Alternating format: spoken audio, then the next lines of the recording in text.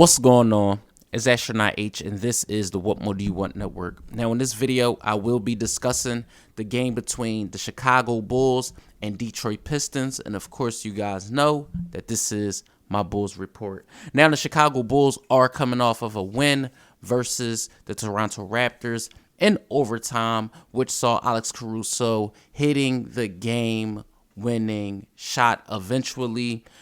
So with the Bulls being 1-1 on the early part of the regular season, on a back-to-back versus a team like Detroit, who is no pushover by any means of the word.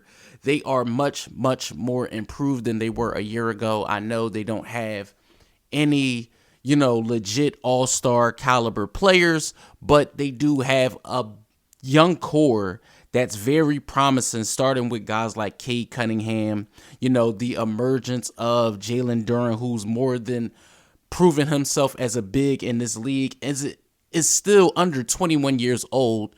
And you look at guys like Marvin Bagley, Ausar Thompson, Alec Burks, Killian Hayes, Jaden Ivey. They have a host of, young guys that's able to get it done. But as for this game, you seen Billy Donovan go with the same starting lineup as he did in the previous two games.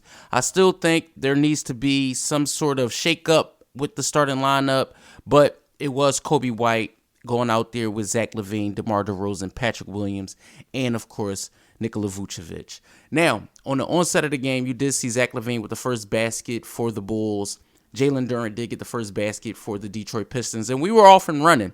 After that, Zach LaVine had a really, really aggressive start. I think that had to do with something what happened in the Raptors game. He didn't shoot fairly well. He didn't play fairly well, but he did, again, make a great pass to Alex Caruso late, which ultimately led to the three that ended up winning the game for the Bulls. Now, in this game, you did see Vucevic get points in the paint, but LaVine, he was the story. Zach LaVine was the story of this game offensively for Chicago. He was in a zone early, but the Bulls were down 3 after 1. Now, in the second quarter, the Detroit Pistons did come out hot, and the Bulls were down 3 early, and the Bulls were just not getting out the shooters. Alec Burks at one point was just knocking down his open shots. I mean, the man looked like he could not miss when it came to three-point shots in this game. You seen DeMar DeRozan get to his mid-range, but the Bulls were down 9. And then at half, you found the Bulls down by 13 at halftime. Now, in the first half, though, Zach LaVine had his whole imprint upon this basketball game. But that's not one thing I want to talk about in the first half. You seen guys from Detroit, Cade Cunningham taking advantage of his matchup, Jaden Ivey taking advantage of his matchup, Jalen Duren, Ausar Thompson hitting the glass, getting rebounds and things like that. And at times, I felt like the Chicago Bulls, whether Billy Donovan was elected to go to the bench with guys like Torrey Craig and Javon Carter, Alex Caruso, things like that, the starters, aside from Zach LaVine in the first half, were not putting in an ample effort, in my opinion. That's just my opinion. Now, in the third, Zach LaVine picked up where he left off. You seen the 3 by LaVine, but the Bulls get the lead down to 3. You seen Vucevic hit a 3. But again, Alec Burks, more 3-pointers, and the Bulls found themselves down 10. By the end of the third, the Bulls were down 7, 84-77. And in the fourth quarter, you just seen, again, more outside shooting by the Pistons, and the Bulls were down 13 again. Zach LaVine at one point just looked unstoppable. And I keep mentioning Zach LaVine because it was pretty much the LaVine show. He really, every time the ball hit Zach LaVine's hands, he was looking to get a shot up. He was looking to shoot.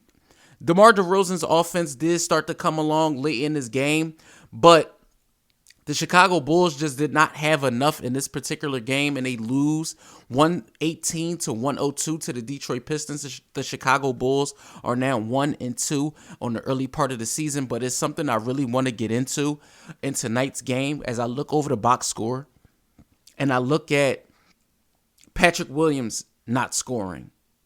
I look at Kobe White not scoring. I look at Patrick Williams, right, going 0 for 3 from the field. 0 for 3. 0 for 3 from the field. Your starting 4 go 0 for 3 from the field. Kobe White, 0 for 4 from the field.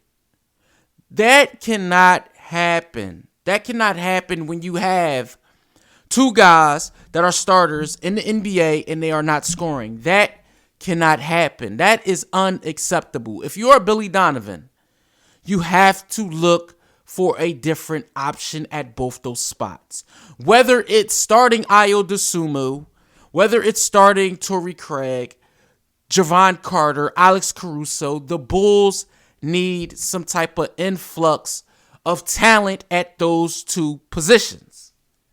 You look at what the Pistons did, not only scoring wise, but you look what they were able to accomplish by getting to the rim, by taking advantage of the matchups. Like I said, when you look at Cade Cunningham and what he did last night, 25 points, 10 assists. You look at Jalen Duren, 23 points, 15 rebounds. You look at Asor Thompson, 12 rebounds, 9 points. Isaiah Stewart, 14 points, 9 rebounds. Alec Burke off the bench with 18 points. Marvin Bagley, 11 points, 6 rebounds.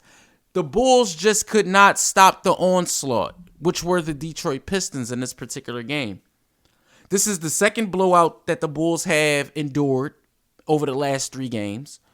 You get blown out at home by the Oklahoma City Thunder. You go on the road and get blown out by the Detroit Pistons.